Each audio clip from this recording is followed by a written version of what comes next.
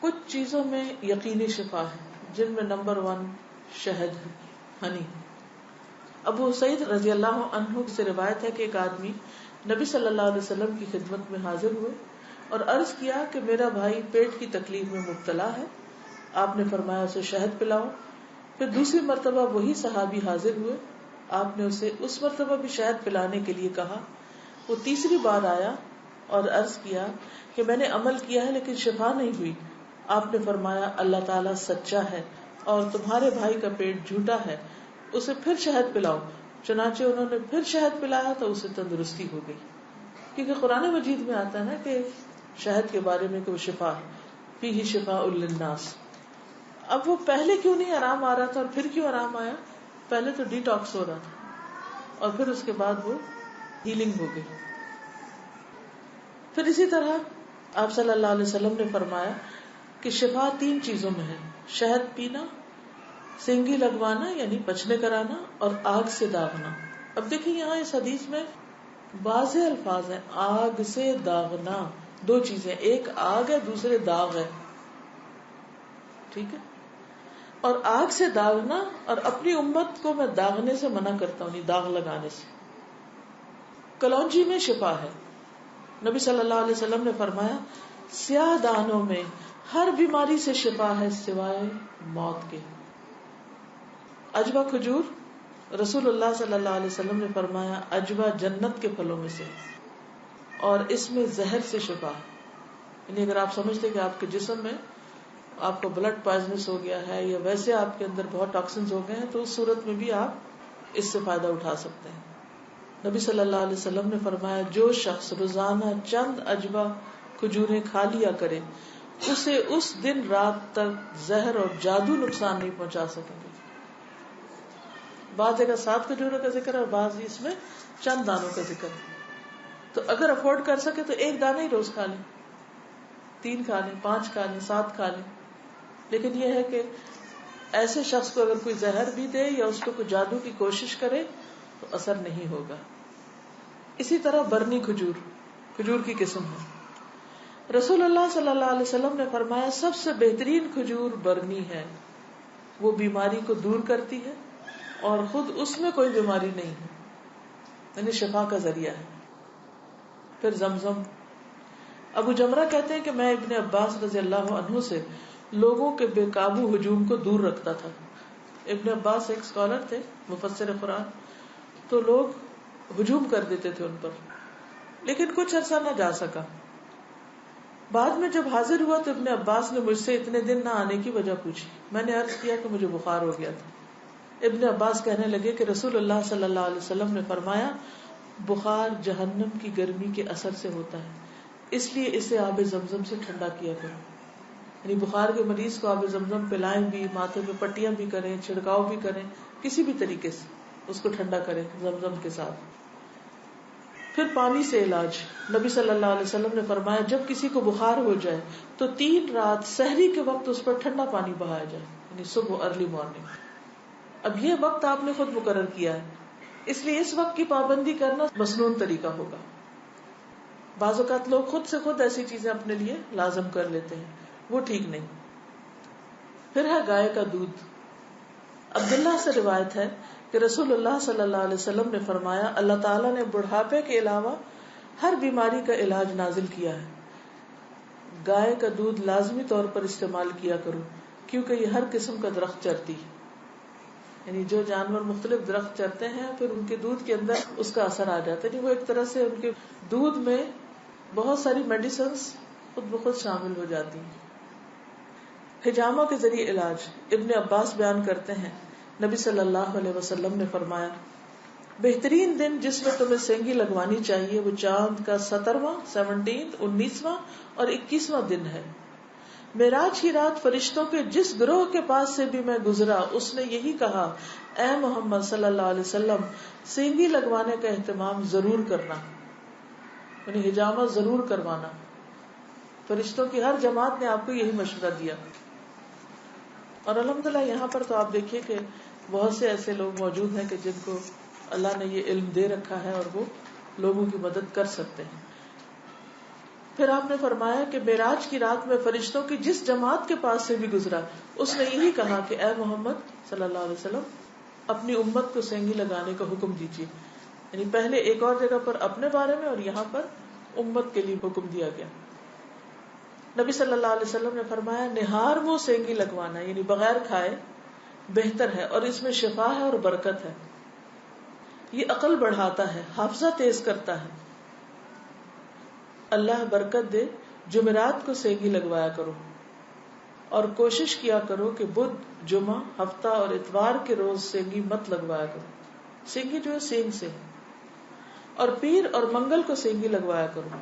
پیر اور منگل کو اس لیے کہ اس دن اللہ تعالیٰ نے ایوب علیہ السلام کو بیماری سے شفا عطا فرمائی اور بدھ کے روز ان کو آزمائش میں مبتلا کیا تھا.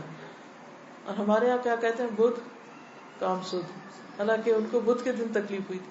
اور کوڑ پن اور پھل بہری بھی بدھ والے دن یا رات کو ظاہر ہوتی ہے, یعنی اسکن ڈیزیز.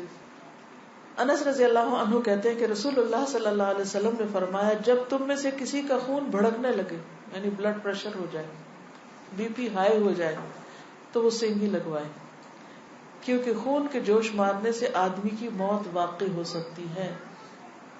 یعنی بعض اوقات بی پی کے ہائی ہونے سے انسان مر سکتا ہے. تو جو بھی بلڈ نکلے گا جسم سے تو اس کا جوش ٹھنڈا ہو جائے گا, انسان کام ڈاؤن ہو جائے. اور یہ آپ تجربہ کر کے بھی دیکھ سکتے, جن لوگوں کو بھی بی پی کا مرض ہے اگر وہ ریگولرلی پچنے لگوائیں تو ان کے مزاج میں بھی بہت ٹھنڈک آ جائے گی. جابر بن عبداللہ رضی اللہ عنہ مقنع کی عیادت کو گئے تو کہا کہ میں اس وقت تک نہیں جاؤں گا جب تک کہ تم سینگی نہ لگوا لو, اس لیے کہ میں نے رسول اللہ صلی اللہ علیہ وسلم سے سنا کہ اس میں شفا, یعنی مریض کو جا کر اس کا علاج کروانا چاہیے, یعنی اس کو سینگی لگوا دیں. ان کا کہ میں اٹھوں گا نہیں جب تک تم یہ کرو گے نہیں, کیونکہ اس میں شفا ہے. پھر کھمبی کے پانی میں شفا ہے. کھمبی جو من کی ایک قسم ہے جس کو یہ کہتے ہیں مشروم, اور اس کا پانی آنکھ کی دوا ہے. عود ہندی میں شفا ہے. ام قیس سے مروی ہے کہ میں اپنے ایک لڑکے کو لے کر حضور صلی اللہ علیہ وسلم کی خدمت میں حاضر ہوئی. میں نے اس کی ناک میں بتی ڈالی تھی, اس کا حلق دبایا تھا کیونکہ اس کو گلے کی بیماری ہو گئی تھی. آپ نے فرمایا تم اپنے بچوں کو انگلی سے حلق دبا کر کیوں تکلیف دیتی ہو؟ یہ عود ہندی لو, اس میں 7 بیماریوں کی شفا ہے. ان میں سے ایک ذات الجنب, پسلی کا ورم یعنی کہ نمونیا. اگر حلق کی بیماری ہو تو اس کو ناک میں ڈالو, اگر ذات الجنب ہو تو حلق میں ڈالو. یعنی بعض چیزیں ناک کے راستے بھی ٹپکائی جا سکتی, بعض گلے میں ڈالی جا سکتی. جنگلی بکری کے گوشت میں شفا, ہنٹنگ کا جو گوشت ہے نا. انس بن مالک سے روایت ہے کہ رسول اللہ صلی اللہ علیہ وسلم نے فرمایا ارق النساء سے شفا حاصل کرنے کے لیے جنگلی بکری کے ران کے اوپر والے کمر سے متصل حصے کو پگھلایا جائے, پھر اسے 3 حصوں میں تقسیم کیا جائے اور مریض نہار منہ 3 دن یعنی ہر روز ایک حصہ پیے. یعنی اس کو سوپ بنایا جائے, پگھلایا جیسے مراد یہ کہ اس کو بالکل اس کو ملیدہ بنا لیا جائے. کون سے حصے کو؟ ران کے اوپر کے حصے کو, کمر سے متصل حصہ. آرتھرائٹس کے لیے بھی. تلبینہ, عائشہ رضی اللہ تعالی عنہا بیمار کے لیے اور میت کے سوگواروں کے لیے تلبینہ پکانے کا حکم دیتی تھی اور فرماتی تھی کہ میں نے رسول اللہ صلی اللہ علیہ وسلم سے سنا ہے کہ تلبینہ مریض کے دل کو سکون پہنچاتا ہے اور غم کو دور کرتا ہے. یہ بنتا کیسے؟ کسی کو اس کی ریسیپی آتی ہے تلبینہ کی؟ میرا جینا مرنا کتاب ہے نا, اس میں لکھا ہوا ہے. تو اس سے یہ بھی پتہ چلتا ہے کہ بعض کھانے جو ہیں وہ انسان کھا کر سکون بھی محسوس کرتا ہے اور اس کا غم بھی دور ہوتا ہے.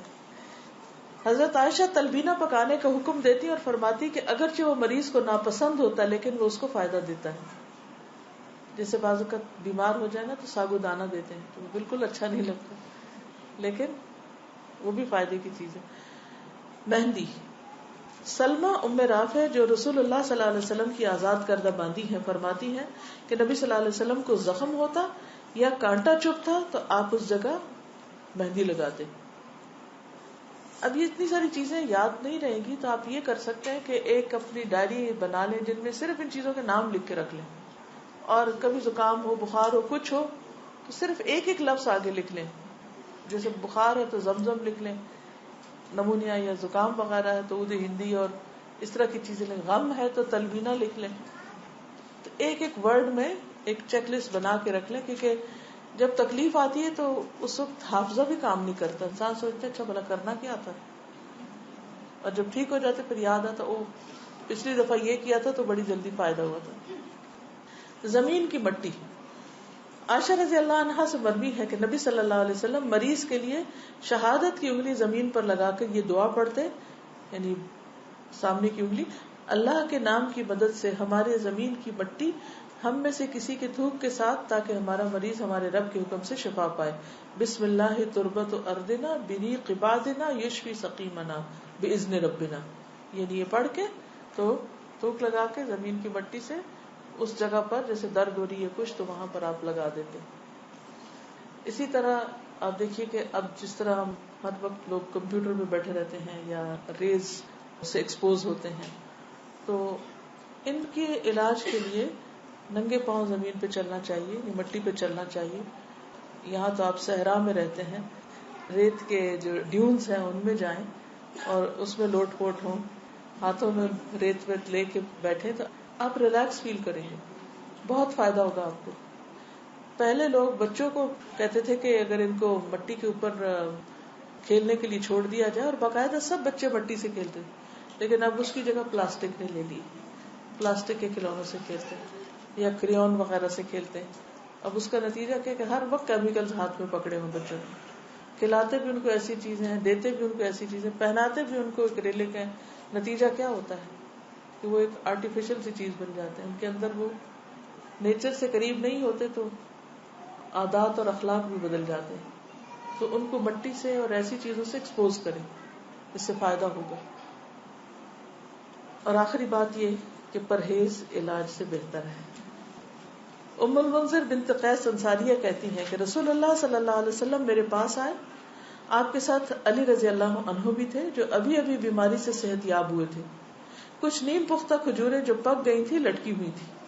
رسول اللہ صلی اللہ علیہ وسلم نے ان کو کھانا شروع کر دیا اور علی بھی کھانے کے لیے کھڑے ہوئے، لیکن رسول اللہ صلی اللہ علیہ وسلم نے یہ کہہ کر منع فرمانا شروع کر دیا کہ رک جاؤ، کیونکہ ابھی تک بیماری کی کمزوری باقی ہے. سو وہ رک گئے. میں نے جو اور چکندر کا ایک کھانا تیار کیا اور آپ کے پاس لے کر آئی. رسول اللہ صلی اللہ علیہ وسلم نے فرمایا علی یہ کھاؤ، یہ تمہارے لیے زیادہ مفید ہے. یعنی بیمار کو کچھ چیزیں کھانی چاہیے اور کچھ نہیں کھانی چاہیے. یہ جو تلبینہ ہے، تلبینہ کیا ہوتا ہے؟ تلبینہ ہریرا، آٹے اور دودھ یا بھوسی اور دودھ سے بنایا جاتا ہے. اس میں شہد بھی ڈالا جاتا ہے، ٹھیک ہے نا. پھر سرید شوربے میں روٹی کے ٹکڑے ڈال کے پکائے جاتے ہیں. یہ بنا کر تلبینہ اس پر ڈال دیا جاتا ہے. تو تلبینہ سے بیمار کے دل کو تسکین ہوتی ہے اور اس کا غم بھی ہلکا ہوتا ہے. یعنی ایک طرح سے حلوہ ہی ہے، آٹے اور دودھ یا بھوسی اور دودھ سے بنایا جاتا ہے، سوجی دودھ یا آٹے دودھ سے. جی سر، یہ اب جو رمضان گزرے اس کی 27 کو ان کو پرابلم ہوا، اس میں ان کے سارے جو وائٹل آرگنس تھے وہ ایک ساتھ فیل ہو گئے. رینل شٹ ڈاؤن ہو گیا، ہارٹ اٹیک آیا، پیرالسس تھا اور ہاف برین ڈیڈ ہو گیا. اب یہ 27 رمضان کی 4 بجے سحری کی بات. اب اس میں یہ تھا کہ میں اور بھائی ساتھ تھے، لیکن الحمدللہ چونکہ قرآن سے اٹیچ ہوں تو تکلیف اور دکھ تو تھی لیکن مایوسی بالکل نہیں تھی.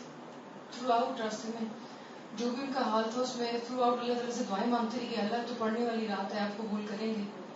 اور پھر اس کے بعد بہت لمبی ان کی بیماری ہوئی، ڈاکٹرز بہت مایوس تھے اور نرسز تو یہ کہتی تھی کہ مطلب شی از آلموسٹ گون. لیکن اس میں جو ہم کرتے رہے الحمدللہ، میں ان کا بتا دوں، اس میں یہ تو سادہ کہ ہم نے جو رقیہ شریعہ وہ میں نے اپنے آئی پاڈ میں ڈالا ہوا ہے، وہ میں امی کو روز مطلب ہر روز ان کے کانوں سے لگا کے، شی واز ان کوما، بے ہوش تھی 23 days کے لیے، شی واز ان ICU، اور وہ ان کو روز سنایا. اس کے بعد آیت شفا، جادو کا علاج، وہ سب پڑھ کے ان پہ دم کیے. اور سسٹر سنیتا کو اللہ جزائے خیر تھے، انہوں نے آب زمزم تھا وہ جو ان کا آرگینک فوڈ تھا جو ان کو نوز سے ڈرپ میں ڈالتے تھے، وہ اس میں ملا کے، اور اس کے علاوہ پھر یہ کہ مسلسل دعا مانگی رو رو کے، اور اپنا کام نہیں چھوڑا، کلاس میں آنا نہیں چھوڑا. تو اللہ کا شکر ہے کہ اللہ تعالیٰ نے اتنا کرم کیا کہ اب خود ڈاکٹرز بھی حیران ہوتے ہیں. اور جب امی ٹھیک ہو گئی تھی تو اس وارڈ کی سسٹرز امی کو دیکھنے آتی تھی کہ شی از اے میریکل لیڈی. تو امید اور حوصلے سے کام لینا چاہیے, امید کبھی بھی نہ چھوڑیں. اس پر میں تھوڑی سی بات ابھی کروں گی آپ کے ساتھ. کسی نے اسٹیون ہاکنگ کے بارے میں سنا؟ کون ہے وہ؟ ایسٹروفزسٹ ہیں. وہ یونیورس کے بارے میں اسٹڈی کرتے ہیں اور ان کی جوانی کے دور میں ان کو ملٹیپل اسکلیروسس ہو گیا تھا جو کہ پورے جسم کا تقریباً پیرالسس ہے. ALS بیماری آپ نے سنی ہوگی. ALS اس کو بولتے ہیں جس میں پورے جسم کے جو مسلز ہیں وہ ویک ہو جاتے ہیں اور انسان کا کنٹرول ختم ہو جاتا ہے اور بالکل ایک زندہ لاش بن جاتا ہے. وہ کہتے ہیں کہ مجھ سے اکثر سوال کیا جاتا ہے کہ آپ ALS بیماری ہونے کے باوجود اتنا کام کرتے ہیں تو آپ کیسے محسوس کرتے ہیں؟ اس کا جواب اس سے زیادہ نہیں کہ میں جتنا ممکن ہو سکے ایک نارمل زندگی گزارنے کی کوشش کرتا ہوں. اپنی حالت کنڈیشن کے بارے میں زیادہ سوچتا ہی نہیں کہ میں بیمار ہوں, اور نہ ہی ان چیزوں کے بارے میں افسوس کرتا ہوں جو اپنی اس حالت کی وجہ سے میں نہیں کر سکتا, اور وہ کچھ زیادہ بھی نہیں ہے. یہ میرے لیے ایک بہت بڑا صدمہ تھا جب مجھے پتا چلا کہ مجھے یہ بیماری ہے. بچپن سے ہی جسمانی طور پر میں کوئی صحت مند بچہ نہ تھا, میں کھیلوں میں بھی اچھا نہ تھا, اور میری لکھائی ہینڈ رائٹنگ سے میرے اساتذہ نا امید تھے. شاید اسی وجہ سے میں نے کھیلوں اور فزیکل ایکٹیویٹی میں حصہ نہ لیا. ہوتا نا جب آپ نہیں اچھے ہوتے تو آپ کو پیچھے کر دیا جاتا ہے کہ no you are not fit for this. تو ایسے بچے اور بھی پھر ویک ہو جاتے ہیں, سست ہو جاتے ہیں. لیکن پھر جب 17 سال کی عمر میں آکسفورڈ گیا تو حالات یکسر بدلنے لگے. میں نے بوٹ ریس یعنی کشتی رانی میں حصہ لیا. اگرچہ میں معیار پر پورا نہ اترتا تھا لیکن کم از کم انٹر کالج کمپٹیشن تک میں پہنچا. آکسفورڈ کی تیسرے سال میں نے اپنے اندر بہت کمزوری محسوس کی. میں پہلے سے زیادہ سست ہو گیا اور 2-3 مرتبہ بغیر کسی وجہ کے گر جاتا. جب میں کیمبرج پہنچا تو میرے والد نے یہ بات محسوس کی اور مجھے خاندانی معالج کے پاس لے گئے, جس نے مجھے ایک اسپیشلسٹ کے پاس بھیج دیا, ریفر کر دیا. 21 سال کی عمر میں مجھے ہسپتال جانا پڑا جہاں میرے بہت سے ٹیسٹ ہوئے. میں وہاں 2 ہفتے تک داخل رہا. انہوں نے میری بازو سے مسل سیمپل لیا اور ریڈیو اوپیک فلوئڈ میری ریڑھ کی ہڈی میں داخل کیا اور ایکس رے سے اس کا مشاہدہ کیا. اس سب کے بعد ڈاکٹروں نے مجھے کچھ نہ بتایا سوائے اس کے کہ ملٹیپل اسکلیروسس نہیں ہے اور میں باقی کیسز کی طرح کا ایک کیس ہوں. یعنی انہوں نے بس جو ڈائگنوز کرنا تھا وہ کر دیا. حالانکہ میں امید کر رہا تھا کہ وہ کہیں گے کہ یہ مرض بگڑ جائے گا اور وہ کچھ نہیں کر سکیں گے سوائے مجھے وٹامنز دینے کے, اور ان کا بھی کوئی خاص فائدہ نہ ہوگا. میں زیادہ تفصیلات اس لیے جاننا نہیں چاہتا تھا کہ مجھے پتا تھا کہ وہ میری ہی ہوگی, اباؤٹ می, اور اس چیز کا احساس کہ مجھے ایک لا علاج بیماری ہے اور وہ مجھے کچھ سالوں میں ختم کر دے گی, یعنی یہ سوچ کہ بیماری مجھے ختم کر دے گی, اس نے ان کے اندر ایک مثبت اثر ڈالا. یہ ایک بہت بڑا صدمہ تھا, اور یہ کہ میں ایسے کیسے مر جاؤں. میں اپنے وارڈ کے ان دوسرے مریضوں کو دیکھتا جن کی حالت مجھ سے زیادہ خراب تھی. ان میں سے کچھ موت کے منہ میں چلے گئے, نہیں فوت ہو گئے. ایک لڑکا جسے لوکیمیا تھا, جب میری حالت زیادہ خراب ہوتی تو میں اسے یاد کر لیتا. میں نہیں جانتا تھا کہ میرے ساتھ کیا ہونے والا ہے اور میری بیماری کس تیزی سے پھیلے گی. میں عجیب کشمکش میں تھا. ڈاکٹرز نے مجھے بتایا کہ تم واپس کیمبرج جاؤ اور اپنی تحقیق یعنی ریسرچ مکمل کرو. وہ تھی ریلیٹیوٹی اینڈ کاسمولوجی. لیکن میری حالت بہتر نہیں ہو رہی تھی. اس کے علاوہ میں میتھمیٹکس میں بھی اچھا نہ تھا اور نہ ہی میں اپنی PhD مکمل کر سکتا تھا. میرے بارے میں میگزین رسالوں میں بڑھا چڑھا کر بہت سی باتیں لکھی جا رہی تھی. میڈیا نے اپنا کام شروع کر دیا اور لوگ یہی سمجھ رہے تھے کہ جو کچھ لکھا جا رہا ہے وہ سب ٹھیک ہے. عام طور پہ ہم اخباروں پر ایمان رکھتے ہیں. اپنی بیماری کی وجہ سے اس وقت مجھے اپنی زندگی بے مقصد نظر آ رہی تھی, میں کسی کام کے قابل نہیں.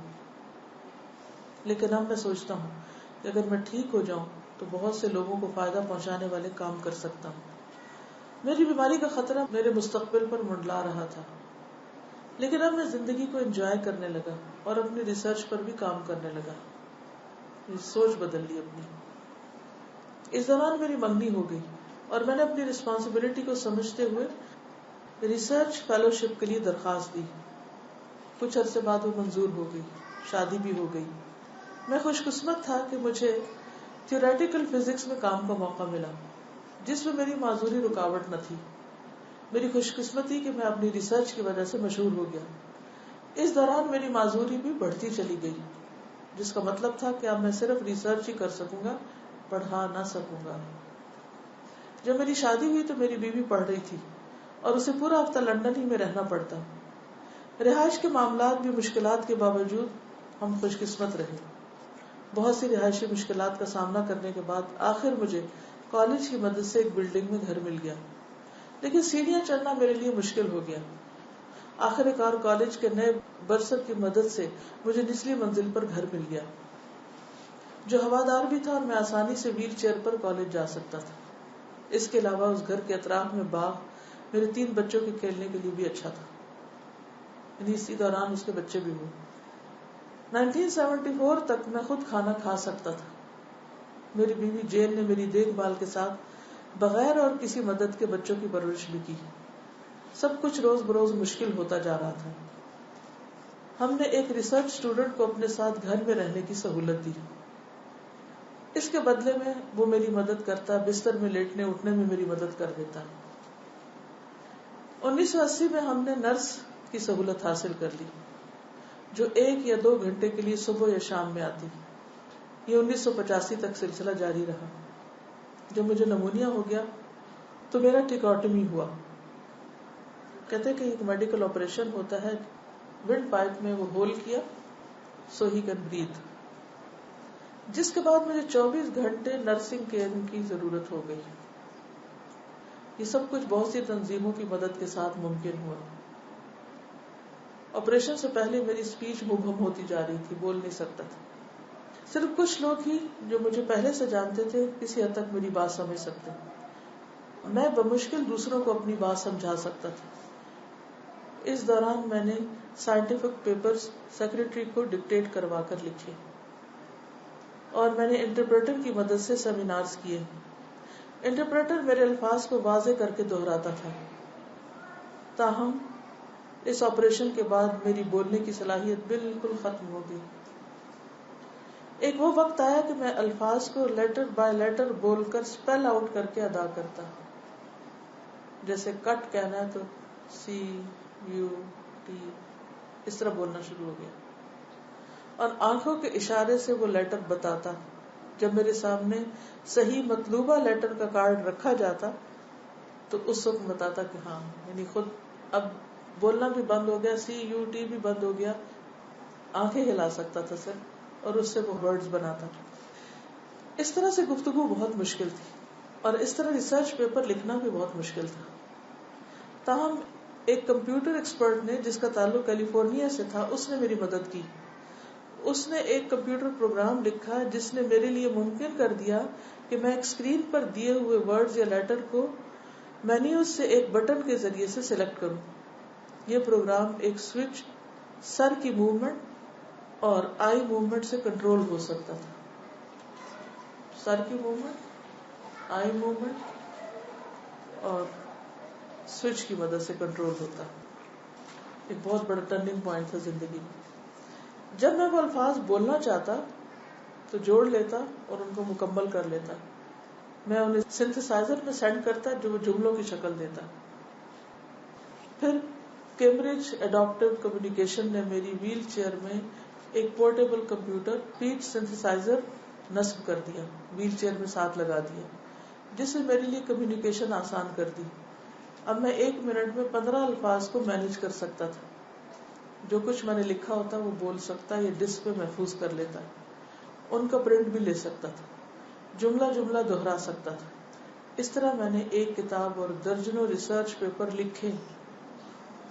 اس کے علاوہ بہت سی مشہور اور سائنسی لیکچر بھی دیے. جو بہت اچھی طرح سمجھے جاتے ہیں. میں یہ سمجھتا ہوں کہ یہ سب کچھ اسپیچ سنتھسائزر کی وجہ سے ممکن ہوا. کسی کی آواز بہت اہم ہوتی ہے. اگر آپ کی آواز مبہم ہے تو لوگ آپ کو ذہنی طور پر کم خیال کرتے ہیں. Mentally deficient. جو اسپیچ سنتھسائزر میں استعمال کر رہا تھا وہ اس لحاظ سے بہتر تھا کہ وہ الفاظ اور جملوں کے اتار چڑھاؤ کا بھی خیال رکھتا. صرف ایک مشکل تھی کہ اس طرح میرا لہجہ ایکسنٹ امریکن ہو جاتا. یہ برٹش ہے نا. میں نے عملی طور پر تقریباً اپنی پوری جوانی adult life motor neuron disease کے ساتھ گزاری، لیکن اس سب نے مجھے ایک اچھی فیملی لائف گزارنے اور کام میں کامیابی سے نہ روکا. یہ سب کچھ رکاوٹ نہیں بنی. یہ سب کچھ میری بیوی، بچوں اور بہت سی دوسری تنظیموں کی مدد سے ممکن ہوا. اگرچہ اس لحاظ سے میں خوش قسمت تھا کہ میری حالت آہستہ آہستہ خراب ہوئی، لیکن یہ سب کچھ ظاہر کرتا ہے کہ انسان کو کبھی بھی امید کا دامن نہیں چھوڑنا چاہیے. ہمت اور حوصلے سے حالات جس بھی قسم کے ہوں ان کا سامنا کرنا چاہیے. کیا سیکھا آپ نے؟ ہم چھوٹی چھوٹی بیماریوں کو، چھوٹی چھوٹی چیزوں کو وجہ بنا کر سب کو چھوڑ دیتے ہیں، کیونکہ ہم ہمت ہار دیتے ہیں، مایوس ہو جاتے ہیں. بڑے سے بڑے پرابلم میں بھی ہمت نہ ہارے. عزم کر لے کہ اس کو ٹھیک کر کے چھوڑنا ہے، میں پیچھے نہیں ہٹوں گا، تو اللہ کی مدد بھی آتی. اگر ایک قدم تم اٹھاؤ گے 10 قدم وہ تمہاری طرف چل کے آئے گا. لیکن اگر ہم یہ کہنا شروع کر دیں یہ نہیں ہو سکتا، یہ پاسبل نہیں، یہ ممکن نہیں، تو پھر کچھ بھی ممکن نہیں. اب آپ دیکھیے کہ نہ بول سکتا ہے، نہ لکھ سکتا ہے، نہ ٹائپ کر سکتا ہے، لیکن اس کے باوجود اس نے دنیا کو کیا کچھ دیا. یہ سب کچھ تو ایمان دیتا ہے انسان کو. لیکن افسوس کہ ہم دین پڑھنے اور پڑھانے والے بھی ہمت ہار بیٹھے. تو یہ نہیں ہونا چاہیے. اب اپنے کسی بیماری کو یاد کر لیں اور سوچیں کہ اس کے ساتھ آپ کیا کر سکتے ہیں. انہیں کے بارے میں یہ کہنا چاہ رہی تھی کہ اللہ نے ان سے اسپیچ کی فیکلٹی لے لی نا ان سے، لیکن جو سب سے زیادہ مشہور بات ان کے بارے میں یہ ہے کہ انہوں نے بہت مشکل فزکس کے اور جو کانسیپٹس ہیں وہ بہت عام فہم انداز میں انہوں نے بیان کیے. تو اللہ نے جو کام لینا ہوتا ہے جس سے وہ بھلے آپ سے وہ فیکلٹی چھن جائے، مطلب انہوں نے عام کلاسز میں وہ کانسیپٹس عام کیے. مطلب ان کی جو بک ہے وہ بیسٹ سیلر ہے.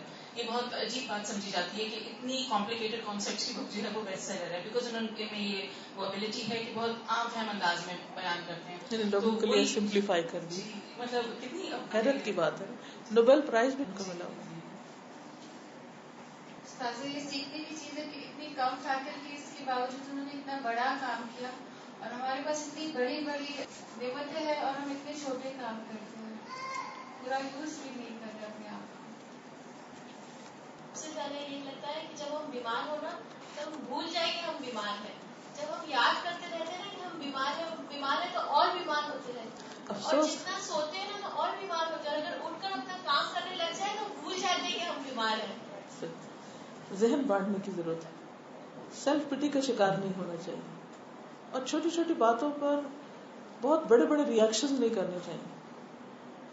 اصل میں انسان اپنی زندگی کی قیمت سمجھ جائے تو اس کے پورا پرسپیکٹو چینج ہو گیا. اب اگر صرف ایک یہی شخص تاریخ سے ختم کر دیا جائے تو آپ دیکھیں کہ دنیا کا نقشہ بدل گیا. اس ایک کی اتنی زیادہ کنٹریبیوشن ہے اتنی بیماری کے باوجود. تو سکسیس یا کامیابی جو ہوتی ہے وہ کس طرح حاصل ہوتی ہے؟ جیسے ایک ڈوبتے شخص کو پانی سے باہر آنے کے لیے اور سانس لینے کے لیے ایفرٹ لگانی پڑتی. جب تک اس درجے کی انسان محنت نہ کرے کامیاب نہیں ہو سکتا. مجھے یہ سبق اتنی زیادہ بیماری میں بھی انہوں نے کتنا بڑا کام کیا. ہم چاہے کوئی تھوڑا سا کام کرنا چاہتے ہیں، یہ بیماری وہ بیماری نہیں. اصل میں ہمارا ایک کلچر ہے ہر وقت بیماریوں کا رونا رونا.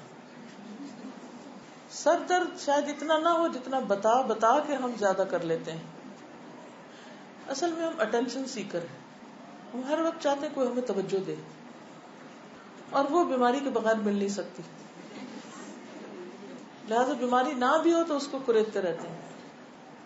السلام علیکم. وعلیکم. میں یہ کہنا چاہ رہی تھی کہ جب بیمار ہوتے ہیں تو سب سے زیادہ پیشنٹ جو ہے وہ اپنی ہمت ہار دیتا ہے اور وہ بہت ڈس ہارٹن ہو جاتا ہے. اس وقت ول پاور کو بہت مضبوط رکھنے کی ضرورت ہوتی ہے. اور اس وقت اگر آپ مضبوط ہوں اور اپنے آپ کو مضبوط کر لیں تو آپ کے اراؤنڈ جو لوگ ہوتے ہیں تو وہ بجائے پریشان ہونے کے وہ پھر آپ کو ہیلپ کرنا شروع ہو جاتے ہیں. اور اس وقت بہت زیادہ اچھے اور بہت مخلص اور بہت بہادر لوگوں کی ضرورت ہوتی ہے. اسپیشلی آپ کے بچے آپ کو بہت ہیلپ کرتے ہیں. جیسے میرا پرسنل میں اپنا ایکسپیرینس ضرور شیئر کرنا چاہوں گی کہ آج سے 7 ایئرس پہلے مجھے ہارٹ ڈیزیز ڈائگنوز ہوئی تھی. اور اس وقت بس یہی تھا کہ جی آپ اپنی جاب چھوڑ دیں, اور آئی ایم ٹیچنگ ایکچولی, تو اس میں یہ تھا کہ بہت ایگزرشن ہے اور آپ بالکل چھوڑ دیں اور آپ بالکل بس ریسٹ کریں, ایگزرشن نہیں لیں. لیکن بس میں یہی کہنا چاہوں گی کہ اس وقت اپنی ول پاور جو ہے وہ آپ اپنی اسٹرانگ کریں اور اپنے ایک اللہ پہ بلیو رکھیں. پورے وجود کے ساتھ آپ اللہ کو یاد کریں اور آپ کہیں کہ بس اللہ تعالیٰ کی ذات ہے جو مجھے زندہ رکھے گی. یہ ڈاکٹرس یہ جو بھی کہہ رہے ہیں کہ آپ اتنی جلدی, مطلب کوئی کیسے کہہ سکتا ہے آپ کو کہ آپ 2 months alive رہیں گے یا 2 years alive رہیں گے. اور یہ صرف اللہ تعالیٰ کی ذات ہے جو ہمیں زندہ رکھے ہوئے, اور ہمیں اس کے اوپر پورا پورا بلیو ہونا چاہیے. پورا مجھے لگتا ہے کہ اپنے لیے بھی لگتا ہے کہ ہم ایکسکیوزز دیتے ہیں. خاص طور پہ کوئی اچھا کام کرنا ہو تو ہوتا ہے کہ آج طبیعت ٹھیک نہیں ہے, یا اگر آج ابھی ہم چلے گئے تو بعد میں ہم بچوں کو کیسے دیکھیں گے, ابھی ہماری طبیعت ٹھیک نہیں ہے, ابھی نہیں. اور خاص طور پہ جب ہمیں کلاس میں آنا ہوتا ہے اور ہمیں اچھا کام کرنا ہوتا ہے تو ہم بیماریوں کو یا نہ بھی بیماریوں ہم ایکسکیوزز بنا لیتے ہیں کیونکہ جی ہم ٹھیک نہیں ہیں. السلام علیکم ورحمۃ اللہ وبرکاتہ. میں نے اصل میں ابھی لیٹ جوائن کیا ہے, تو میں خود تھائرائڈ کی پیشنٹ ہوں. اور یہ بھی جیسے میں نے قرآن کی کلاسز اسٹارٹ کی تقریباً 2 سال ہوئے, تو یعنی میں پھیلتی جا رہی تھی, موٹی ہوتی جا رہی تھی, اور ڈائٹنگ بھی کر رہی تھی. تو سب مجھے کہتے تم کھاتی بہت ہو. پھر میں نے سوچا نہیں, میں ڈائٹنگ بھی کر رہی ہوں, کافی ایکٹیو ہوں, اور پورا کام بھی گھر کا خود. تو میں نے کہا چلو ڈاکٹر کے پاس میں جانا چاہیے, دعائیں تو میں بہت کر رہی ہوں لیکن ڈاکٹر کے پاس بھی جانا چاہیے. میں ڈاکٹر کے پاس گئی, تو جب میرا ڈائگنوز ہوا تھائرائڈ, تو ڈاکٹر نے مجھے بٹھا کے پوچھا, مجھے سمپٹمز بتائے, کیونکہ میرا ہائپو تھائرائڈ ہے, اور ہائپر اور ہائپو میں فرق ہے, اور ان دونوں کی سمپٹمز بھی ٹوٹلی اپوزٹ ہیں. تو ہائپو تھائرائڈ میں کیا ہوتا ہے کہ بہت زیادہ سستی ہوتی ہے, نیند بہت زیادہ آتی ہے, بہت چڑچڑاپن, برداشت بالکل نہیں, کچھ بھی, مطلب پورے جو نیگیٹو سائنس ہیں.